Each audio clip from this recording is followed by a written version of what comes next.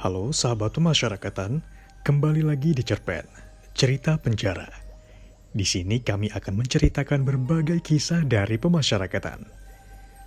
Cerita kali ini datang dari sebuah cerpen karya salah satu warga binaan Rutan Kelas 2B Sidrap, berjudul Filosofi Pohon. Cerpen ini merupakan juara 3 lomba cerpen kategori warga binaan pemasyarakatan Piala Menteri Hukum dan Hak Asasi Manusia tahun 2020. Pelajaran berharga tidak selalu datang dari bangku sekolah. Banyak pelajaran hidup yang dapat dipetik dari sekian banyaknya fenomena di sekitar kita. Sayangnya, aku harus mendapatkan pelajaran itu setelah mendekam di balik jeruji besi. Waktu yang kuhabiskan di dalam penjara membuatku sering merenung dan mempelajari fenomena makhluk ciptaannya.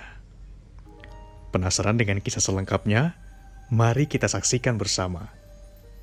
Sebelum kita lanjut, jangan lupa like, komen, subscribe, dan follow semua akun media sosial di Jenpas agar tidak ketinggalan berita terbaru dari pemasyarakatan.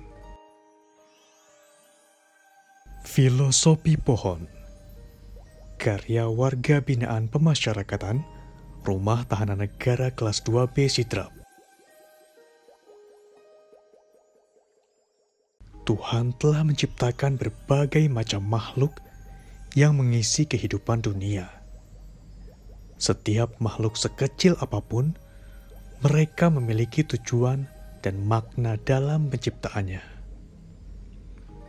Berbagai pelajaran dan makna kehidupan dapat kita raih selama kita ingin membuka mata, hati, dan pikiran kita dalam menyerap setiap inci aspek dari kehidupan setiap makhluk. Tidak terkecuali tumbuhan atau pepohonan. Dalam bentuk mereka yang pasif tanpa gerak, berbagai pelajaran dan makna hidup dapat kita petik. Sebuah pohon yang besar pasti diawali oleh sebuah biji atau benih yang kecil dan rapuh. Benih dan biji yang meskipun rapuh, tapi adalah bentuk pilihan dan bentuk terbaik dari spesies mereka.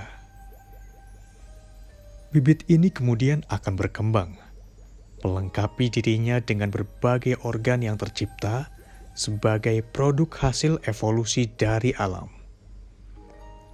Bentuk yang dikenal saat ini tidak luput dari tempaan dan bentukan yang memerlukan waktu hingga beribu tahun untuk mencapai fisik yang terbaik yang tampak di mata kita.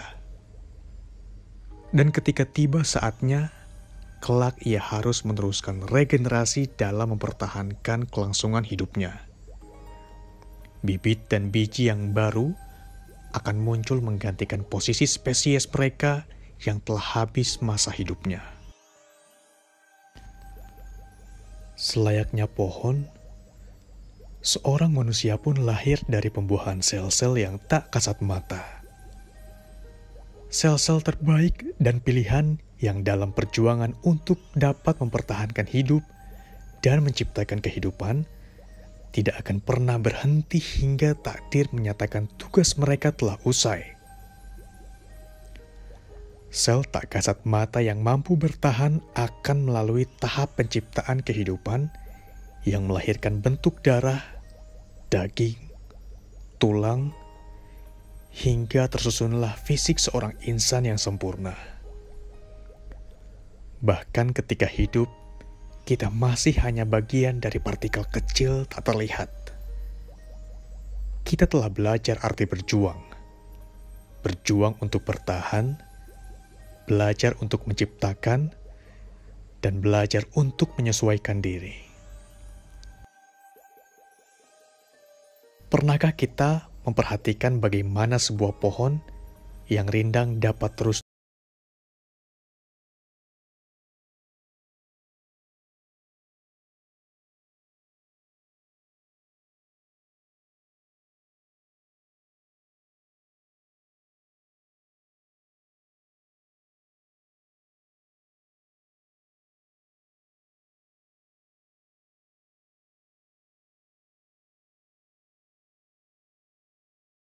dan melupakan unsur kehidupan lain yang ada di sekitarnya.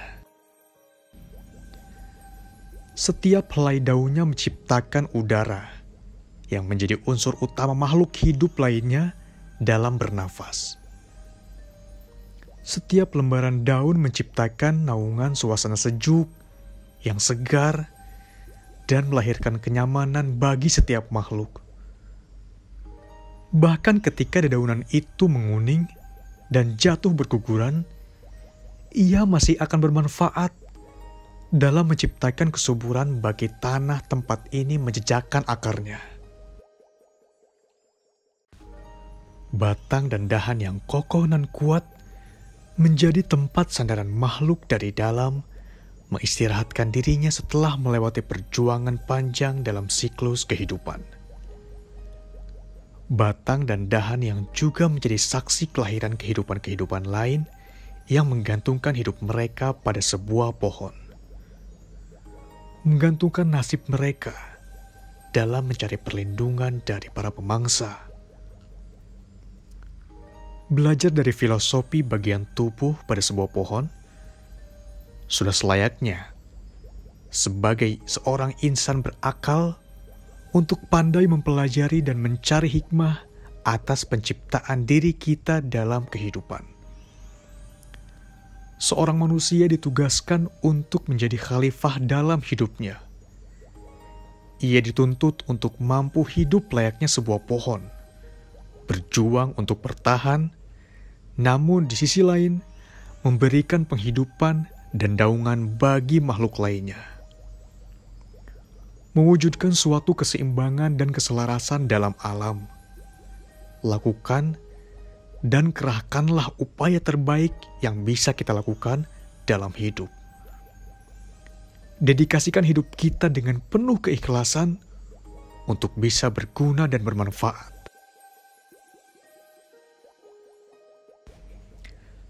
Sebuah pohon tidak akan menunjukkan amarahnya, walaupun badai mencoba untuk merobohkannya. Pohon tidak akan membalas akan perlakuan makhluk yang merusak bagian tubuhnya. Pohon tidak pernah melayangkan tanda protes ketika ia dipaku dengan berbagai dekorasi saat kampanye pemilu atau momen-momen seperti 17 Agustus. Pohon tidak mengenal dendam dan marah. Bisa saja ia berhenti mengeluarkan buahnya sebagai tanda penolakan.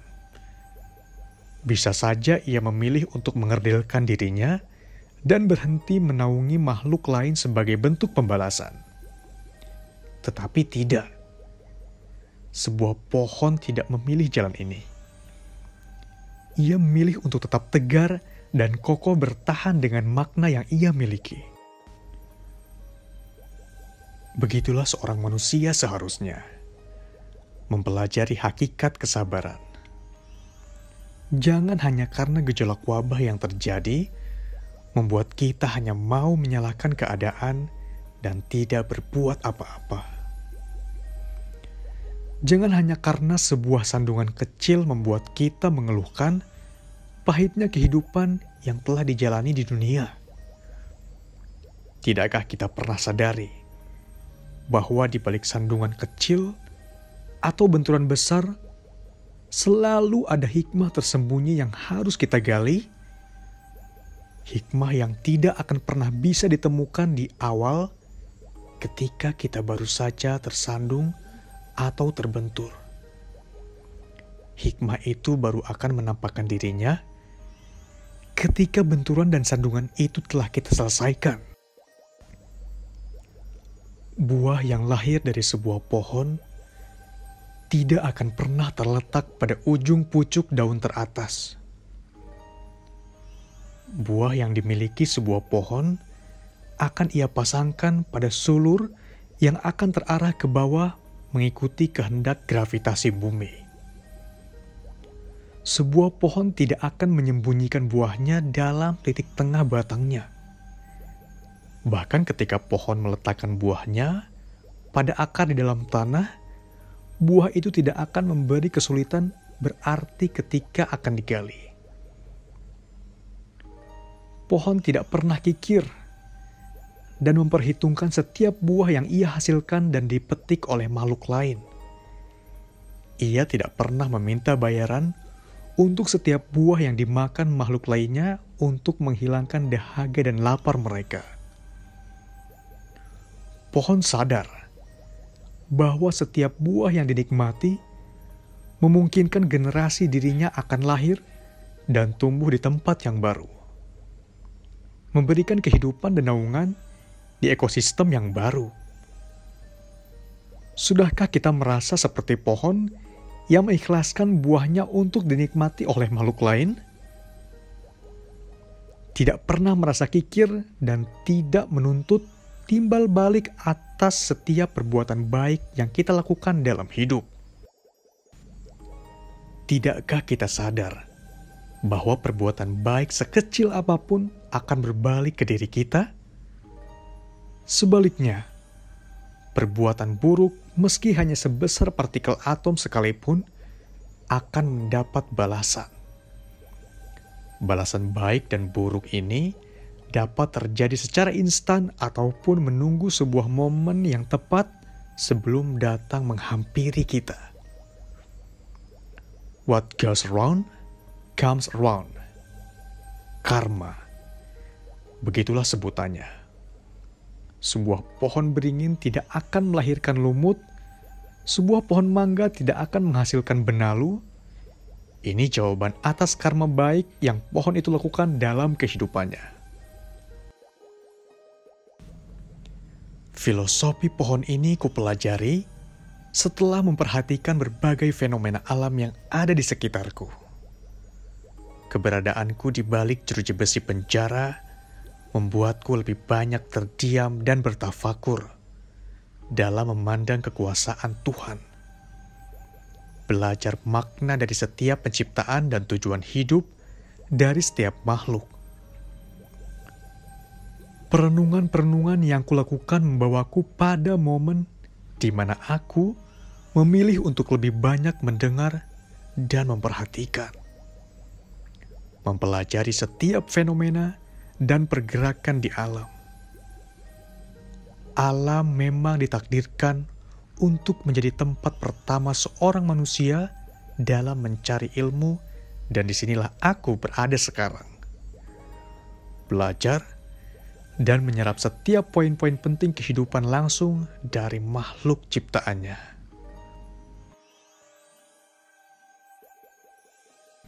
Terima kasih telah mendengarkan sampai akhir. Sampai jumpa di episode cerpen berikutnya.